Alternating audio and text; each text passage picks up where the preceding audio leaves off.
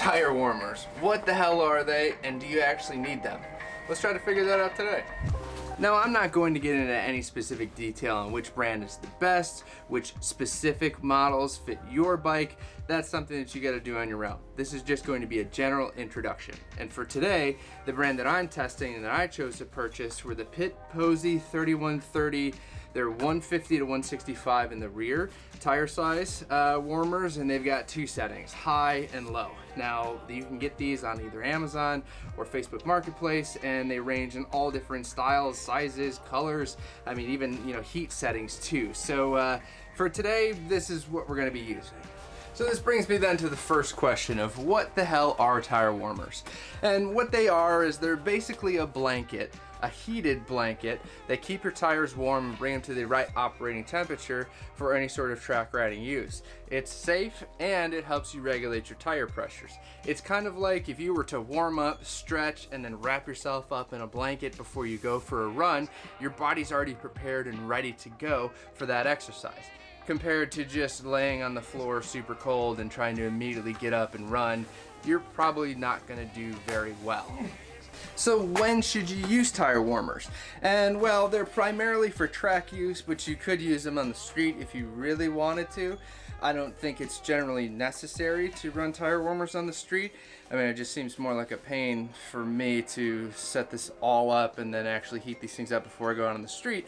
But, you know, then again, street tires are kind of built and manufactured and tested so that they come up to an operating temperature after a few minutes of riding. The problem is when you're at the track, you don't have a few minutes to get tires up to operating temperature. It's basically you get out there and you start riding. Especially when you look at big group track weekends, you're basically pulling away from the pits into a line to wait for about a minute, and then you're out there, and then first turn, there you go. Even shorter at a car track, you're basically just straight out there into the first corner, so you don't really have the time to allow your tires to heat up naturally. So tire warmers are most likely only really going to be used for the track. So then let's get a little sciencey in here. So I'm going to be using my 690 to test today, and what I'm going to be doing is taking temperatures of multiple different things to relate to how hot these tire warmers actually get. Now I'm going to be using this little heat gun thing that used to be used as a cat toy, but whatever, it's going to be the same object to baseline test all these temperatures. So the first things first is I'm going to test my hand, and with an average temperature of about 90 degrees Fahrenheit, that kind of gives you sort of an idea of where we can move from. Also, if you look at a cold stove right around the 75 degree mark, and then compared to turning that stove on and how it heats up so quickly from like 200 to 300 degrees in seconds, we can kind of start to see relative things around us and then relate that to the tires themselves. So let's start by just measuring some cold tires up front and rear on the 690. So this rear tire first, double click here. We're gonna be right at the 73 mark, 74 mark right in there. The front has been already in the sun for a little bit, so it's probably gonna be a little bit warmer. Yeah, because that's already sitting around like 115 just sitting in the sun.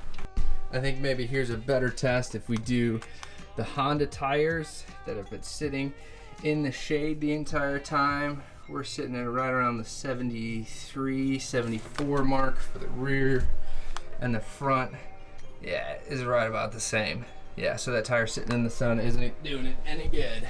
So now what I'm gonna do is I'm gonna actually go out for a ride for about 20 to 30 minutes to get these up to operating temperature, and let's see, well, where the temperatures land, because that's kind of the whole point of a street bike, right?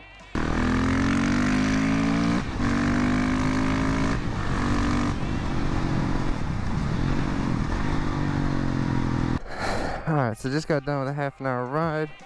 Let's see where these suckers are at. 95. That seems low. 89. That's it? Doesn't seem that warm.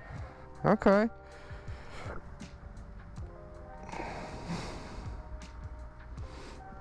Steadily dropping here.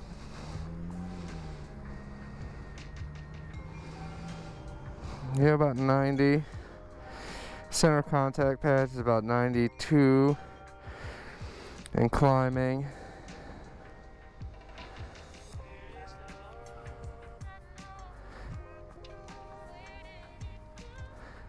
Okay, I'd say 95. Okay. Compared to the motor, yeah, 170. Let's see what the exhaust is at. The tip's at 101. I bet this header's gonna be freaking hot. Not as hot as I thought. 130. What? Whoa, whoa, whoa, whoa. Did that go to 190? Oh my God! No. Okay, 136. Interesting. Okay. Okay, so kind of crazy when you think about it. When actually riding for 20 to 30 minutes, that was on my way to work. It's not that far off. I mean, that front tire, leaving it in the sun, kind of heats it up to already a road operating temperature. Now, factors can always kind of play into that, because if you sit at stoplights for a long time, like typically I do riding here in Chicago, your tires will swell, or I should say heat up while you're riding and then cool right back down because you're sitting there in traffic. So a typical operating temperature for any sort of street bike tire is most likely between the 120 to 150 degree mark on the road. Obviously that will change when you go to the track. But enough of these numbers. What I want to do is I want to put these tire warmers on the 690. One, make sure they fit. But number two, see what these things after 20 minutes can bring these tires to. I'm gonna have them on the high setting just to see how quickly we can bring that up to temperature in 20 minutes.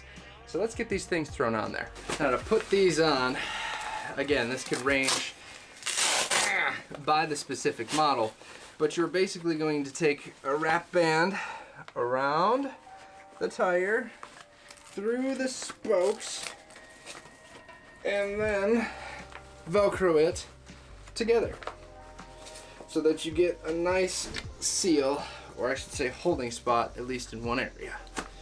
And then with a little bit of holding it tight and pinching with your knees, you're going to work your way around that tire.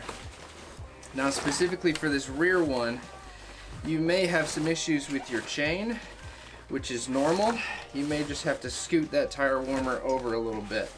On the 690, it seems like there's plenty of space, but on my Honda, I'll tell you, it's quite a pain. And boom, there you go.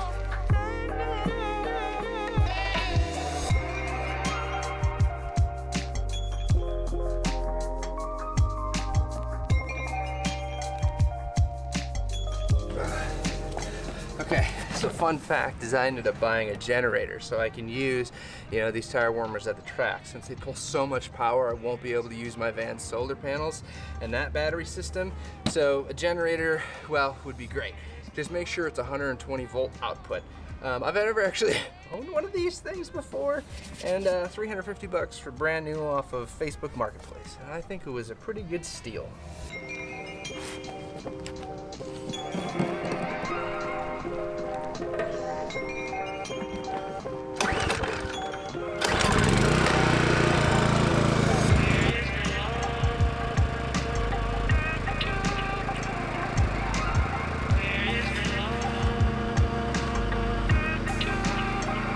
Alright, so now that it's really hard to hear me, I'm going to actually take this level and I'm going to go to a high setting on here. And you notice the little indicator is colored there.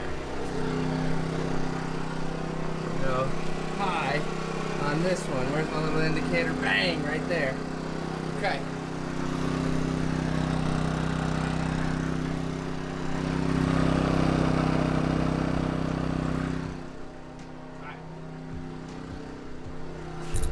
Alright, now I'm going to set my timer for 20 minutes and we will be back to see what temperature these are at. Alright, so it's been about 20 minutes. Go ahead and shut that off.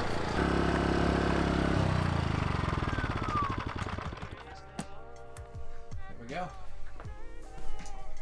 And now, just gonna look at these, and from the outside, ooh, they up to 111, 114 degrees. My goody goodness. So, tripod, where you go? Okay. Okay. So, I would always suggest using gloves, but, gosh, Dang.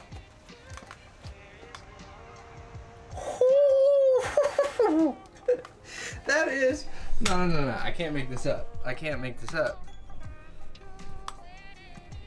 Oh, that is 154, 55 degrees, 152 now. Woo! Alright, this front one's probably gonna be hot too. Oh, yeah, oh, cooking. Dang, yeah, 168.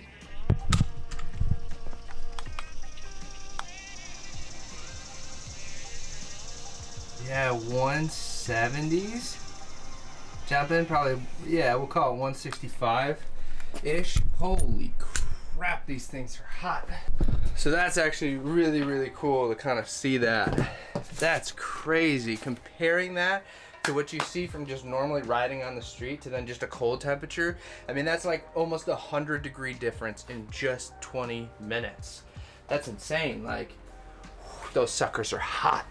So as these things cool down before I put them away, I'm really excited to bring these to the track and my 690 to see what they can do. Now I know that's going to be the end-all be-all test, but so far, just looking at this is insane.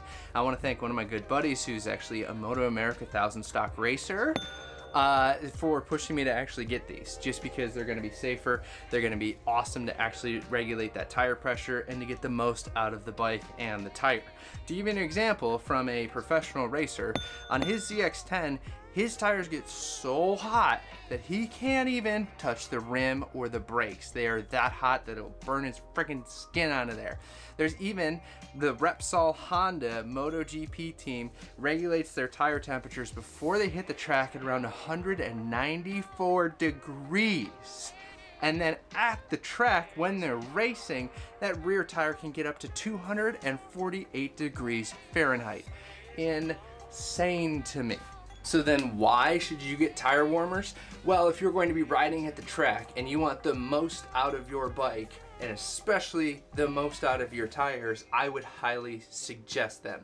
They are a way for you to regulate the tire pressure, make sure that it's consistent, make sure the wear on the tire is consistent, and not only be the safest thing when you enter that first corner, because think about it, no warmers, you gotta get about a lap, maybe 2 in before you can really push it. With tire warmers, that first corner, you can go in full steam. Then how do you use tire warmers? And again, it comes down to your specific set, but they're really simple, right? All you have to do is Velcro them to the wheel, plug them in, and then make sure you got a generator or a power source of 120 volts or more. I would suggest a generator over the 2500 mark, just because of the load that you're gonna have on the generator itself and efficiency sources, but you can do anything under that too, and I'm sure you'd be fine.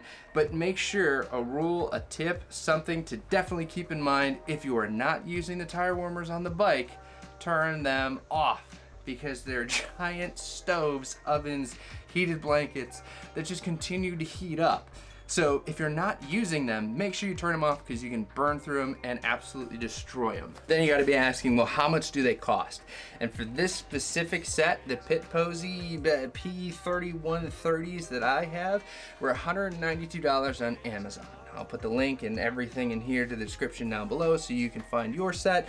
But for mine that were a 150 to 160 rear tire, which is going to most likely be every 17-inch Supermoto out there, yeah, $192. I also, for the cord reel thing, it was like 50 something bucks.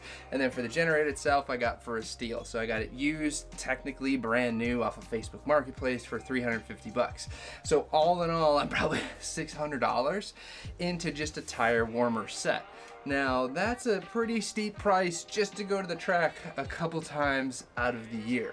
But now that I have 2 bikes, one that's going to be used for the street and the track, and one that's going to be used just for the track, and 2 different sets of tires, street tires and then absolute slick track tires, I'm getting to the point where this is less of an addiction and more of a lifestyle. Which brings me to the last point of, do you actually need them? And well, I'll let you make that call. For someone who goes to the track probably religiously or more than 3 times a year, like myself, I would love a set. I need a set. I want a set. For someone who's got a dedicated track bike now, I would highly suggest a set of tire warmers. From my personal review and actually taking this Honda out to the track with them over this last weekend with tire warmers, there was such a difference in the confidence in that first corner. You won't notice a difference 5-6 laps in just because your tires are already at temperature, but that first lap, that first turn is less of the shaky, they're cold, I'm too scared, they're gonna be, not as sticky to throw it into that corner. Now that feeling is all out the window.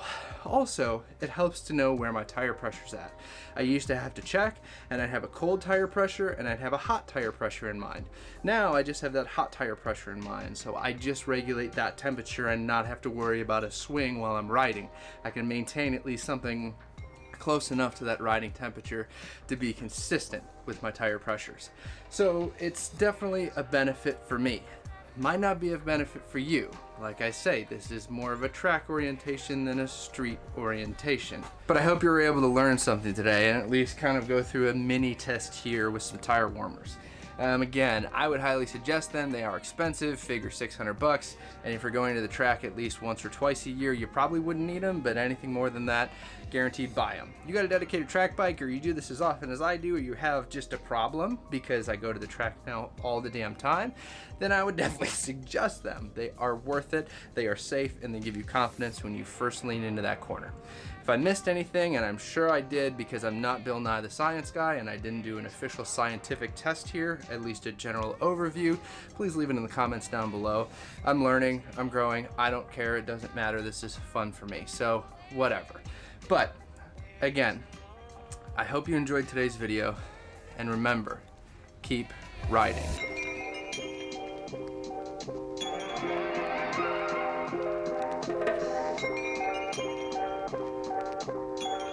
Bill Nye's still around?